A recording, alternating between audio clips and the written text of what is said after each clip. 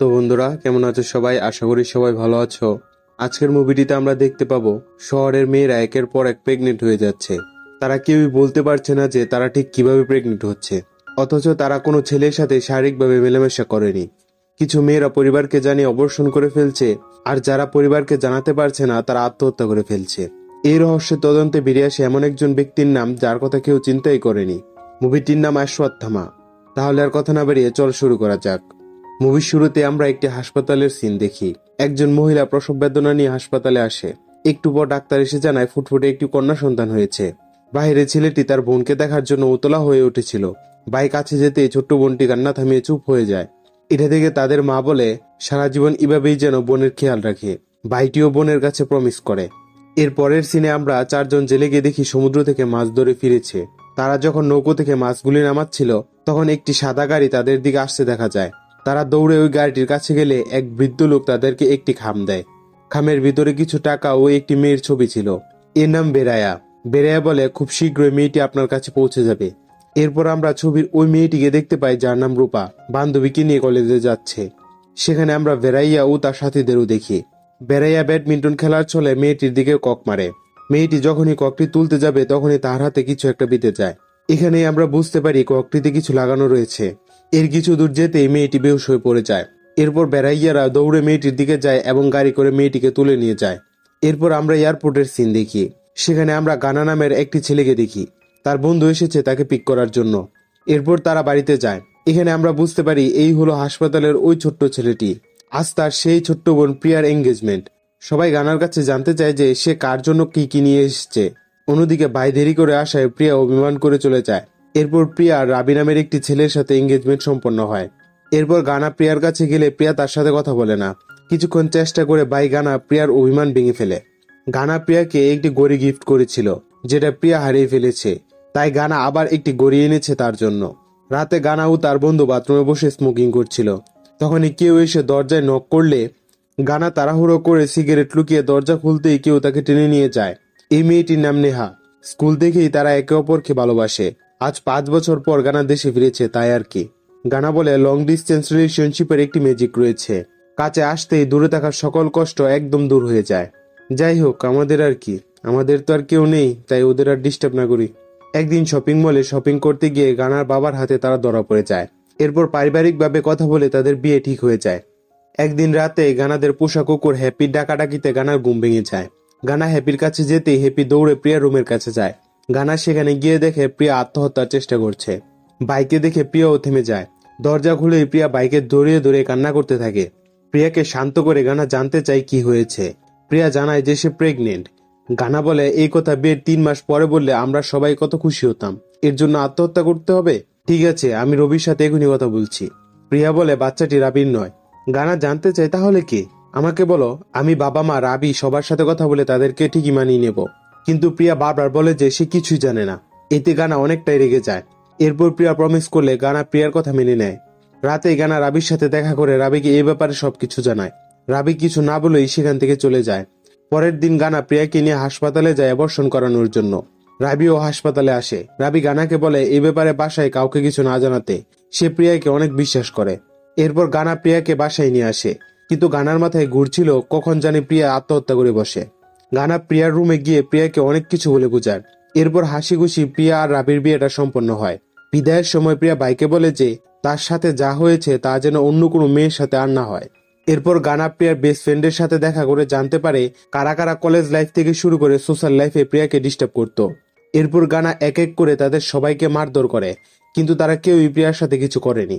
কোথা থেকে কোনো ক্লু না পেয়ে রাগে ক্ষোভে গানা ওয়াশরুমের আয়নায় ঘুষি মেরে তা ভেঙে ফেলে, যাতে তার হাতটিও কেটে যায়। তার মা এসে সেটা দেখে তাকে হাসপাতালে নিয়ে যায়। নেহার ফোন আসলে তার সাথে কথা বলতে বলতে গানা যখন হাসপাতাল থেকে বাইরে আসে তখনই হাসপাতালের উপর থেকে এক মেয়ে তাদের গাড়ির উপর পড়ে আত্মহত্যা করে। মেয়েটির হাতে একটি সুইসাইড নোট ছিল, যেটাতে লেখা ছিল যে আমার নাম কীর্তি, মা বাবা আমাকে ক্ষমা করে দিও, আমার কোনো বয়ফ্রেন্ড নেই, এমনকি আমি কারোর সাথে শারীরিক সম্পর্কও করিনি। ডাক্তার বলেছে আমি নাকি প্রেগনেন্ট। এখন আমার সামনে শুধু একটাই পথ ছিল, আর আমি সেটাই বেছে নিয়েছি। এরপর গানার মা এসে এটা দেখে ইমোশনাল হয়ে পড়ে। বাড়ি ফেরার সময় গানার মা বলে সে মেয়েটিকে ডাক্তারের সাথে কথা বলতে দেখেছিল। মেয়েটি অ্যাবর্শন করাতে এসেছিল, কিন্তু ডাক্তার জানায় পরিবারের কাউকে ছাড়া অ্যাবর্শন করাবে না। পরের সিনে দেখা যায় গানা থানায় এসেছে তাদের গাড়িটি নেওয়ার জন্য। কিছুক্ষণ পর এক দম্পতি আসে তাদের মেয়ের মিসিং কমপ্লেন নিয়ে। পুলিশ অফিসার তাদের কমপ্লেন লিখিয়ে চলে যেতে বলে। পুলিশের এমন হিয়ালি কর্মকাণ্ড দেখে গানা প্রচন্ড রেগে যায়। অফিসার বলে পুলিশরাও মানুষ। সকালে এসে তারা কমপ্লেন লিখে যায়। এরপর বিকেলে তাদের মেয়ে বাসায় ফিরে আসে, অথচ এটা আমাদেরকে জানায় না। এরপর আমরা 2-3 দিন তন্ন তন্ন করে খুঁজে যখন তাদের বাসায় তদন্তের জন্য যাই, তখন জানতে পারি যে মেয়ে ওই দিন ফিরে এসেছিল। অফিসার একটি ফাইল দিয়ে গিয়ে বলে এমন অনেক কেসই রয়েছে। এটা শুনে গানা কমপ্লেনের ফাইলটি থেকে সবার নম্বর সংগ্রহ করে। এরপর ফোন করে জানতে পারে যে সত্যিই মেয়েরা কমপ্লেনের দিনই ফিরে এসেছিল। তখনই গানা ওই দম্পতিকে দেখতে পায় রাস্তায় লিফট চাইছে, কারণ তারা জানতে পেরেছে যে তাদের মেয়ে অমনি হসপিটালে ভর্তি। এরপর গানা তার গাড়ি করে তাদেরকে অমনি হসপিটালে নিয়ে আসে। হসপিটালের ভিতরে গিয়ে গানা জানতে পারে যে ওই মেয়ের হাইপোগ্লাইসেমিয়া দেখা দিয়েছিল। ডাক্তার বলে দেহে যখন সুগার লেভেল ও সোডিয়াম লেভেল কমে যায় তখনই এটা দেখা দেয়। ডাক্তার আরো বলে মেয়েকে স্বাস্থ্যকর খাবার খাওয়াতে তাহলেই সব ঠিক হয়ে যাবে। এরপরই মিসিং হয়েছিল এমন একটি মেয়ে গানাকে ফোন করে জানায় একদিন সে বাস স্টপে দাঁড়িয়েছিল, হঠাৎ তার শরীর দুর্বল লাগে এবং সে বেহুশ হয়ে পড়ে যায়। এরপর হোশ ফিরলে সে নিজেকে প্রেরণা হসপিটালে পায়। এরপর গানা কীর্তির বাসায় যায়, কিন্তু কীর্তির বাবা তাকে কিছু বলতে অস্বীকার করে। বেরোনোর সময় গানা একটি মেডিসিন রিপোর্ট দেখতে পায়। কীর্তির বাবা জানায় 3 মাস আগে তার মেয়ে যখন মাথা ঘুরে পড়ে গিয়েছিল তখনকার হসপিটালের রিপোর্ট এটি। গানা রাতে খাবার খেতে খেতে মাকে প্রশ্ন করে 3 মাস আগে প্রিয়া ঠিক কি কারণে জানি হসপিটালে ভর্তি হয়েছিল। গানার মা বলে কি আবার ঠিক মতো খাবার খেত না, তাই দুর্বল হয়ে মাথা ঘুরে পড়ে গিয়েছিল। এরপর গানা মিসিং হওয়া ওই মেয়েদের সাথে কথা বলতে শুরু করে এবং তাদের কাছ থেকে তথ্য নেয় তারা কোন কোন হসপিটালে ভর্তি হয়েছিল। এরপর গানা ওইসব হসপিটালে যায় এবং জানতে পারে প্রতিটা মেয়েকে ইমার্জেন্সিতে আনা হয়েছিল, আর ইমার্জেন্সি মানে অ্যাম্বুলেন্সে করে আনা হয়েছে। এভাবে গানা মেয়েদের সাথে কথা বলে ও হাসপাতাল থেকে ইনফরমেশন কালেক্ট করতে থাকে। এরপর আমরা আবার বেরাইয়া ও তার সাথীদের দেখি তারা আগামীকাল আরেকটি মেয়েকে কিডন্যাপ করার প্ল্যান করছিল। পরের দিন নিহা তার বান্ধবী শ্রুতিকে নিয়ে শপিং মলে এসেছিল। তখন টেডি বিয়ার পরা একজন শ্রুতিকে একটি ফুল দিলে ফুলের কাঁটা লাগে শ্রুতির হাতে। সেখানেই আমরা বেরাইয়াদের দেখি অ্যাম্বুলেন্সের কর্মচারী সেজে এসেছে। এরপর নেহা গানাকে ফোন করে জানায় তার ফ্রেন্ড শ্রুতি মাথা ঘুরিয়ে পড়ে গিয়েছিল, তাকে হাসপাতালে নেওয়া হচ্ছে। এরপর এখানে হাসপাতালে এসে জানতে পারে যে মলে শ্রুতি বেহুশ হয়ে পড়ার পর অমনি হসপিটালের একটি অ্যাম্বুলেন্স তাকে নিয়ে এসেছিল, কিন্তু চিন্তার বিষয় হলো যে শ্রুতি এখনো হাসপাতালে আসেনি। এরপর গানা নেহাকে নিয়ে হসপিটালের টেকনিক্যাল রুমে যায় এবং হসপিটালের সকল রানিং অ্যাম্বুলেন্স ট্র্যাক করতে শুরু করে। গানা নেহাকে বলে অ্যাম্বুলেন্সের ডিরেকশন তাকে গাইড করার জন্য।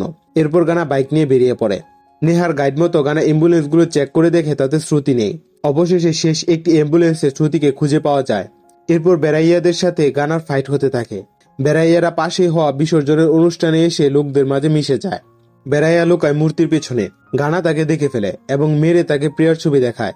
ছবি দেখে বেরাইয়া বলে এই মেয়েটিকে আমি নিজেই তুলেছিলাম, টাকা পাওয়ার পর ছেড়ে দিতে বললে আমি ছেড়ে দিয়েছিলাম, সমুদ্র মায়ের কসম। এরপরই গানার চোখ ফাঁকি দিয়ে বেরাইয়ারা পালাতে সক্ষম হয়ে যায়। গানা আর জানতে পারে না যে কে আছে তাদের পেছনে। এর পরের সিনে আমরা ফরেন্সিক সার্জন ডক্টর মনোজ কুমারকে দেখি। এক ছেলে এসে তাকে বলে একটি বডি এসেছে, ইমার্জেন্সি পোস্টমর্টম করতে হবে। মানুষ বলে 6টার পর আমি পোস্টমর্টম করি না। তখন ছেলেটি বলে জাজের মেয়ের বডি এটি। এটা শুনে মানুষ রাজি হয়ে যায়। এরপর আমরা যা দেখি তাতে সবারই গায়ের লোম দাঁড়িয়ে যাবে। দেখা যায় মানুষ মেয়েটি লাশের কাছে গিয়ে লাশের উপর থেকে কাপড় সরিয়ে লাশের সাথেই অপকর্ম করছে। এরপর পোস্টমর্টম শেষ করে মানুষ গাড়িতে আসে। তার সাথে যে লোকটি আছে একে ভালো করে মনে রাখবেন, একে নিয়ে মুভিটিতে একটি টুইস্টও রয়েছে। মানুষ লোকটিকে জানায় ভেতরে লাশের সাথে সে কি কি করেছে। লোকটি এতে আশ্চর্য হয়ে যায়। এদিকে গানা ওই দিন বেরাইয়াদের কথা মনে করে জেলের পাড়ায় আসে। ইলেকশন সার্ভের নামে গানা জানতে যায় এখানে কজন মাছ ধরতে যায়। বৃদ্ধ লোকটি জানায় এখানে প্রায় 200-এরও বেশি জেলে রয়েছে। সমুদ্র থেকে তো প্রায় সবাই ফিরে এসেছে, শুধু বেরাইয়ারা আসেনি। বৃদ্ধ লোকটি গানাকে আবার আগামীকাল আসতে বলে। অন্যদিকে মানুষকে তার দাদা ফোন করে মেয়ের কথা বললে মানুষ বলে আজ আর লাগবে না, আজ হয়ে গেছে। মানুষের দাদা আরো বলে কেউ একজন আজ তাদের লোকদের উপর হামলা করে ধরার চেষ্টা করেছিল। মানুষ তার দাদাকে বলে রাতে তাদেরকে বাসায় নিয়ে আসতে। রাতে মানুষ যখন ডিনার করছিল তখন তার দাদা বেরাইয়াদের নিয়ে আসে। মানুষ তাদেরকে একসাথে বসিয়ে অনেক ভালো ভালো খাবার খাওয়ায়। এরপর মানুষ তাদেরকে সেখানেই মেরে ফেলে, কারণ কেউ যেহেতু তাদেরকে চিনে ফেলেছে সেহেতু এদের দ্বারা মানুষের কাছেও পৌঁছে যাবে, তাই মানুষ এদেরকে এখানেই মেরে ফেলেছে। মানুষ তার দাদার গলায়ও ছুরি ধরে বলে তোমাকে কেউ দেখে ফেলেনি তো, তুমি কিন্তু ধরা পড়ো না, তাহলে তোমাকেও শেষ করে ফেলবো সবার মতো। এদিকে পরবর্তী দিন গানা আবার জেলে পাড়া যায়। বেরাইয়ার বাড়ি গিয়ে পানি খাওয়ার নাম করে ঘরে ঢুকে। বেরাইয়ার স্ত্রী কিছু আনতে বাহিরে গেলে ঘর সার্চ করে গানা প্রিয়ার হারিয়ে যাওয়া ওই গড়িটি খুঁজে পায়। সেখান থেকে বের হতে মা ফোন করে জানায় প্রিয়া বাসায় এসেছে রাখি বাঁধার অনুষ্ঠানের জন্য। গানা বাসায় ফিরলে প্রিয়া ভাইয়ের হাতে রাখি বাঁধে। গানা উপহার হিসেবে প্রিয়াকে ওই ঘড়িটি দেয়। এদিকে গানার কিছুদিন যাবৎ অদ্ভুত আচরণ দেখে নেহা একটু ক্ষুব্ধ হয়ে যায়। এরপর গানা নেহাকে সবকিছু জানায়, প্রিয়ার সাথে কি কি হয়েছে, সে এতদিন যাবৎ কিসের পেছনে ঘুরছে। পরের সিনে আমরা সুমিয়া নামের এক মেয়েকে দেখি শপিং মল থেকে বের হচ্ছে। তখনই এক ছেলে তার কাছে পারফিউম নিয়ে আসে। সোনিয়া একটি পারফিউম কিনে ওই ছেলেটির কাছ থেকে। সোনিয়া গাড়িটিতে বসে পারফিউম লাগাতে বেহুশ হয়ে যায়। এরপর নিউজে খবর বের হয় যে বড় বিজনেসম্যানের মেয়ে সোমিয়া নিখোঁজ হয়ে গেছে। গানা এটা জানতে পেরে নেহাকে সোমিয়ার বেস্ট ফ্রেন্ড বানিয়ে সোমিয়ার বাসায় পাঠায়। নেহা সবার কাছ থেকে লুকিয়ে সোমিয়ার ঘরে ঢুকে পড়ে। যেহেতু সোমিয়া আইফোন ব্যবহার করত, তাই সোমিয়ার ল্যাপটপ থেকে আইক্লাউডের ব্যাকআপ ফাইলটি গানার কাছে পাঠিয়ে দেয়। সেখান থেকে ক্লু পেয়ে গানা ওই মলে যায়। এরপর সিসিটিভি ফুটেজ দেখে গানা পারফিউম বিক্রয় করা ওই ছেলেটিকে খুঁজে বের করে। ছেলেটিকে সোমিয়ার ছবি দেখালে ছেলেটি বলে সে সোমিয়ার কাছে পারফিউম বিক্রি করেছিল। ছেলেটি আরো বলে যে সে শুধু ফুলই বিক্রি করে। ওই দিন এক বৃদ্ধকে সে দেখতে পায় অনেক ক্লান্ত হয়ে বসেছিল। অসুস্থ দেখে বৃদ্ধ লোকটি তাকে বলেছিল তার পারফিউমগুলো বিক্রি করে দিতে। গানা ওই ছেলেটিকে মানুষের দাদার ছবি দেখালে ছেলেটি তাকে চিনতে পারে। এদিকে মানুষ সোমিয়াকে তার বাসায় এনে রেপ করে। সোমিয়া ছিল ড্রাগ এডিক্ট, যার ফলে তার উপর মেডিসিন কম কাজ করায় সোমিয়া জেগে যায় এবং মানুষকে দেখে ফেলে। মানুষ ওই লোকটিকে বলে এ আমাকে দেখে ফেলেছে, একে জীবিত ছাড়লে আমি ধরা পড়ে যাব। এটা বলেই মানুষ বেলচা দিয়ে সোমিয়ার মাথায় আঘাত করে তাকে মেরে ফেলে। এরপর দাদাকে ডেকে বলে লাশটি পুলিশ স্টেশনের সামনে ফেলে দিয়ে আসতে। পরবর্তী দিন মানুষের বাসায় পুলিশ আসে। পুলিশ জানায় সোমিয়ার বডির অটোপসি তাকেই করতে হবে। অটোপসি শেষ করে মনোজ প্রেসের সামনে বলে সোমিয়াকে নিকৃষ্টভাবে রেপ করে মাথায় আঘাত করে মেরে ফেলেছে। এরপর থানার সামনে লাশ ফেলে দিয়ে আমাদের পুলিশদের চ্যালেঞ্জ করছে ওই খুনি। আমি ওই খুনিটি স্পষ্ট বিচার চাই। গানা আর নেহাও এই নিউজ টিভিতে দেখে। এরপর গানা তার এতদিনের তদন্ত নেহার সামনে তুলে ধরে। গানা বলে মিসিং হওয়া প্রত্যেকটা মেয়ের মাঝে কমন হলো হাইপোগ্লোসিমিয়া, যা বডিতে সুগার লেভেল কমে গেলে দেখা যায়। 1960 সালে এক বিজ্ঞানী হাইপোমিসিন নামের এক মেডিসিন আবিষ্কার করে, যা মূলত ওয়েট লসের কাজে লাগতো। এই মেডিসিনটি নিলে সাথে সাথে বডিতে সুগার লেভেল কমে যায়, কিন্তু এই মেডিসিনটি ওভারডোজ নিলে ডিহাইড্রেট হয়ে বেহুশ হয়ে যাওয়ার সম্ভাবনা রয়েছে, এমনকি এতে মৃত্যু হতে পারে। তাই ডব্লিউএইচও এটি প্রফেশনাল পরামর্শ ছাড়া সেবন করা ব্যান করে দিয়েছিল। মাছ ধরা ওই জেলেরা, তাদেরকে চালনাকারী ওই বৃদ্ধ লোক, তাকেও যে চালনা করছে সে কে, এখন এটাই সবচেয়ে বড় প্রশ্ন। পরের দিন শহরের আরেকটি মল থেকে আরো একটি মেয়ে নিখোঁজ হয়ে যায়। গানা ওই মলের সিসিটিভি ফুটেজ চেক করে দেখে মানুষের দাদা ওই মলেই ছিল। আরো দেখে সে যে গাড়ি করে মেয়েটিকে নিয়ে যাচ্ছিল তাতে শিবশক্তি ট্রাভেলস কোম্পানির নাম লেখা। এরপর গানা শিবশক্তি ট্রাভেলসের খোঁজ করতে করতে মানুষের বাসায় চলে আসে। আসলে শিবশক্তি ট্রাভেলস ছিল মানুষের বাড়ির ঠিক পিছনে। গানা মানুষকে চিনে ফেলে এবং তার কাছে ওই হাইপোমেসিন মেডিসিনের ব্যাপারে জানতে চায়। মনোজ গানাকে সন্দেহ করে বাড়ির ভিতরে নিয়ে আসে কথা বলার জন্য। গানাকে বসিয়ে মনোজ কফি আনতে চায়। মনোজ লোকটির সাথে প্ল্যান করে কফির সাথে বিষ মিশিয়ে গানাকে মেরে ফেলবে। অন্যদিকে নেহাকে দেখা যায় থানায় গিয়ে মানুষের দাদার ছবি দেখিয়ে কমপ্লেন করে যে লোকটি তার দাদা এবং 2 দিন ধরে তাকে খুঁজে পাওয়া যাচ্ছে না। আসলে গানাই তাকে বলেছিল এমনটা করতে। নেহা গানাকে ফোন করে কমপ্লেন সম্পর্কে জানাচ্ছিল। তখনই নেহার সামনেই মানুষের দাদা লাশ ফেলে যায় থানার ওখানে। গানার কথায় নেহা ও মানুষের দাদার গাড়ির পিছা করতে থাকে। গানাও তখন মানুষের বাড়ি থেকে বেরিয়ে যায়। মানুষ কফি নিয়ে এসে দেখে গানা নেই। তখন মানুষের দাদা মানুষকে ফোন করে জানায় তাকে কেউ ফলো করছে। মানুষ বলে সে যেখানে যেভাবে বলবে দাদা যেন সেখানেই চলে যায়। নেহা ও লোকটি কোথায় কোথায় যাচ্ছে তা গানাকে জানাতে থাকে। গানা বুঝতে পারে কেউ লোকটিকে গাইড করছে, তাই সে নেহাকে চলে যেতে বলে। এদিকে মানুষ গাইড করে দাদাকে একটি পোর্টের ভিতরে নিয়ে আসে। গানা যখনই মানুষের দাদার গাড়ির কাছাকাছি চলে আসে তখনই একটি কন্টেনার পরে মানুষের দাদা সহ গাড়িটি চেপড়ে যায়। আমরা দেখি মানুষই ওই কন্টেনারটি গাড়ির উপর ফেলেছে। গানা এটা দেখে হতাশ হয়ে যায়। সেখান থেকে গানার হাতে গাড়ির নাম্বারটি লাগে। সেটি একটি গ্যারেজে দেখাতেই জানা যায় এটি ডাক্তার মানুষের গাড়ি। এরপর গানা মানুষের বাসায় আসে, কিন্তু মানুষ তখনও বাসায় ফিরেনি। গানা উপরতলায় গিয়ে দেখে মানুষ কয়েকজনকে মেরে টেস্ট টিউবে সংরক্ষণ করে রেখেছে। একে আশা করি আপনারা চিনতেই পেরেছেন, যার সাথে মানুষ সবসময় প্ল্যানিং করে। এদিকে মানুষ বাড়ি ফিরে বুঝতে পারে কেউ বাড়িতে ঢুকেছে। উপরে উঠতে সেই ঘরে গানাকে দেখতে পায়। এরপর বিদু গলায় বলে ধরা পড়েই গেলাম বাবা। আসলে এ হলো মানুষের বাবা। সিন চলে যায় মানুষের ছোটবেলায়। মানুষের বাবা মানুষকে বেল দিয়ে মারছে আর তার দাদা তাকে বাঁচানোর চেষ্টা করছে।